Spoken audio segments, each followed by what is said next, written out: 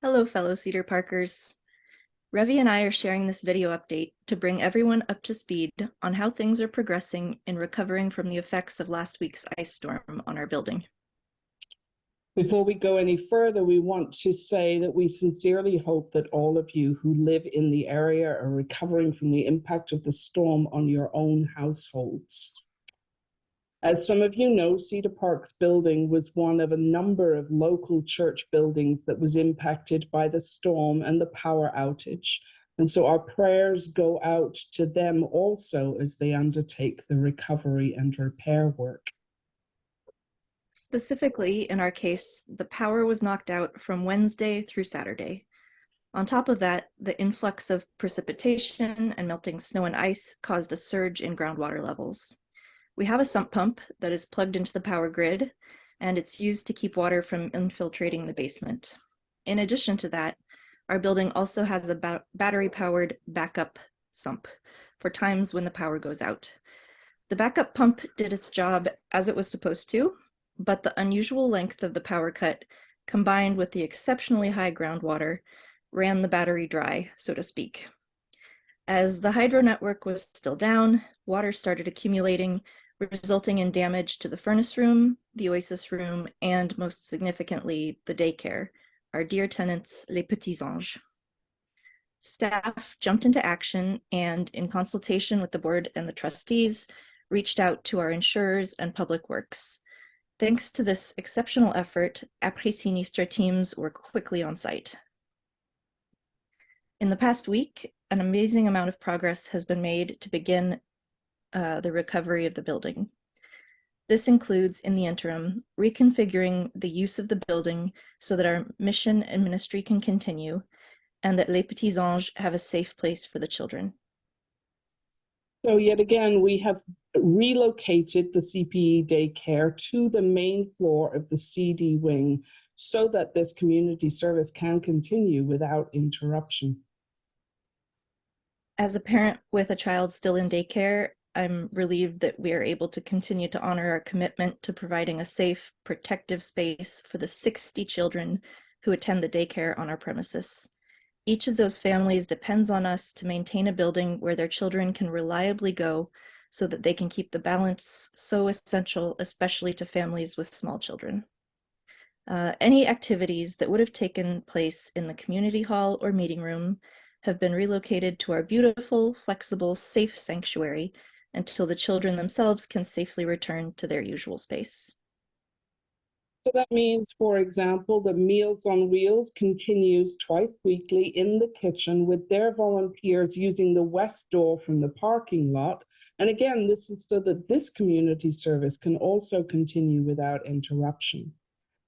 Healing Pathway, which some of you know is just re-emerging from the pandemic, we are going to continue with that process and move the operations of Healing Pathway up to the sanctuary with the intention of resuming Healing Pathway sessions with recipients on Mondays beginning in early May.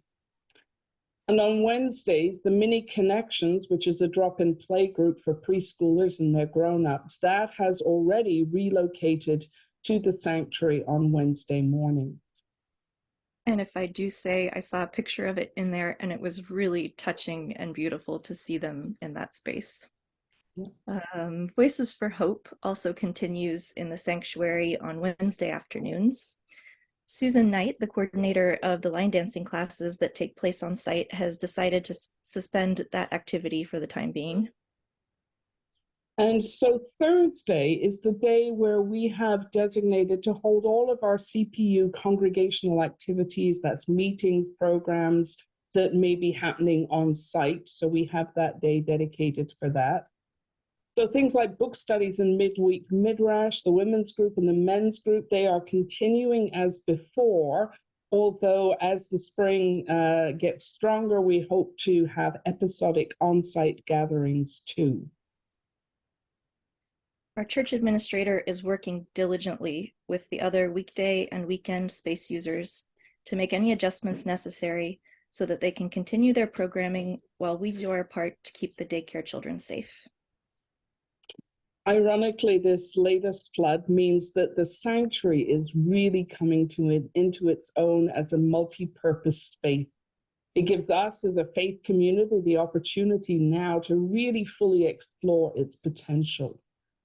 So by the time you watch this video, you'll know that we have reconfigured the space to open up the Labyrinth Center. And so we will be worshiping in this way as it makes it easier for us to set up for all the weekday activities. But it also serves as a really powerful visual reminder that we are called to live through this time as a community, leaning in towards one another and to God for support and guidance. Our sanctuary, in its use as Théâtre Cedar Park, is as much for us as it is for the groups coming in from the community. It's a safe space for us to express ourselves, as well as to give others the opportunity to do the same. This situation is an opportunity and a calling for us to fully inhabit the sanctuary. In this safe space, we can continue to incarnate and, I believe, expand how we express our joy for life and our love for each other. We will see this in action in our own upcoming concert series beginning next Sunday with the grand piano concert, and then followed by a full slate of other concerts like the Stuart Hall Singers and the Symphonia de l'Ouest. And while all of that is happening inside the building, we're delighted that we can actually just still go right ahead with our planned partnership project with the West Island Mission, and that is to be able to grow food for their clients during the summer months on our property. And so we're going to go ahead with that while we're also continuing the work to create and build up our healing garden. Another activity that we did during the winter was Connections 2.0, and it ran very successfully. So we have resumed this with 4 occasions to gather informally for connection and conversation between now and June. And the first one will be in the sanctuary at 10:30 on Thursday, April the 27th. And the others will be listed on the website so that you can see where we're going in the West Island for that. A word about the congregational care clusters. I want to thank all of you who checked in on each other. It really made a real difference in more than a few cases. And Terry and I are working right now to update the lists, and we will be circulating those at the end of the month as people have moved and will be moving in the coming weeks. So that was a relatively quick summary of the what, everything that's been going on, and the ways in which resurrection life is bursting forth from the dark night of this recent flood. The why is because we're a faith community. We are followers of the one who shows us that God's dream is basically all about loving one another, loving the world, and seeking abundance for every creature. As a church, we supported each other through and we survived the darkness and fear of the pandemic. And the flood on the eve of Easter, followed by this exceptionally warm, sunny week, seems like a literal reenactment of the Easter story of resurrection. We are being invited to step out of the darkness that we overcame and to choose to live fully in the warm light of love for each other. We're being called to let our souls sing, literally and figuratively, from a place of love and mutual support. As we choose to accept this divine invitation, we ask those of you who may still be suffering to reach out. Let us know if you're hurting so that we can see clearly how to help and we can all move forward together.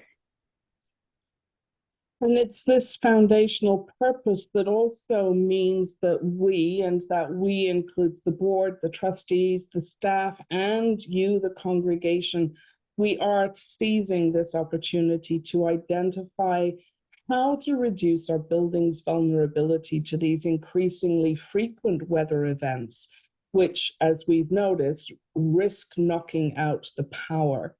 So staff and members of the board, under advisement of experts, have already engaged in intensive research and examination of options, and we will continue with that as we explore some excellent opportunities and possibilities, and we will keep you apprised as this process develops.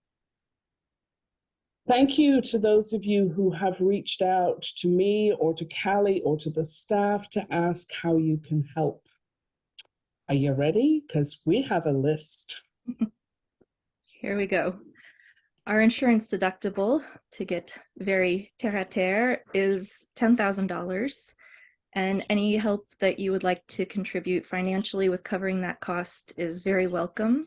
Some people have begun chipping in already, and it's making a difference. Absolutely. And thank you for that. There are some very simple cleanup tasks that, as soon as we're given the green light to go downstairs, include things like we have some of our pageant costumes that have been stored in the basement, and some of them need to be salvaged and washed or dry cleaned. And some help with that would be great. We also have a great pile of eyeglasses that we collected during Lent, and they need to be prepared in a particular way in order to be shipped off to Opticiens Sans Frontières. So somebody to help with that would be great. The next one I'll take a bit of time on. It is about replenishing the comfort food freezer with meals. Some of you may know that we have for quite some time now been supporting 1 or 2 seniors with home-cooked meals on a regular basis.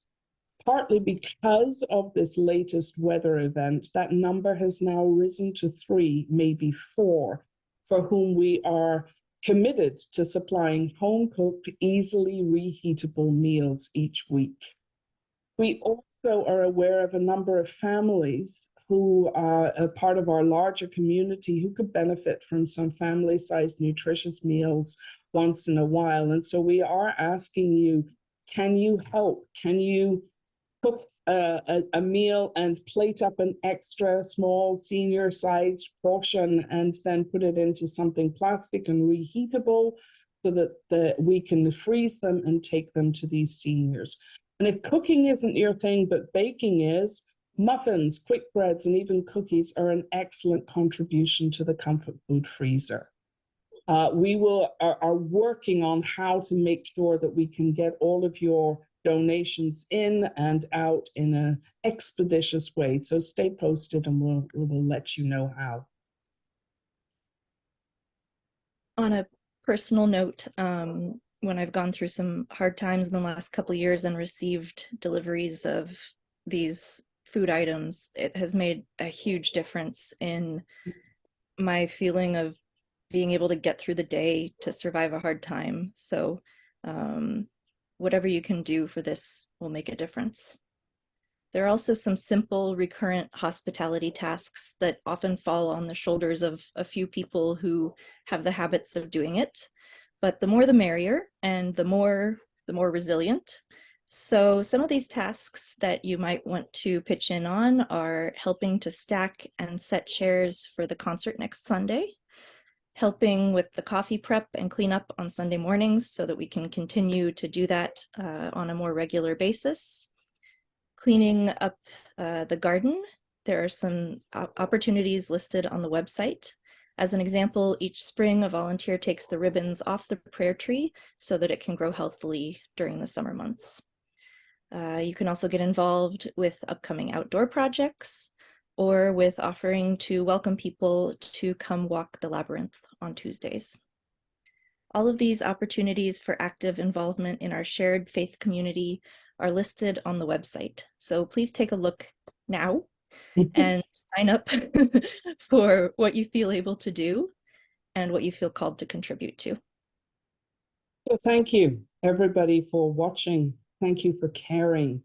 Thank you for leaning in to help Cedar Park live this resurrection moment in ways that will strengthen us for service in the community and in the world, which is, after all, precisely why we're here.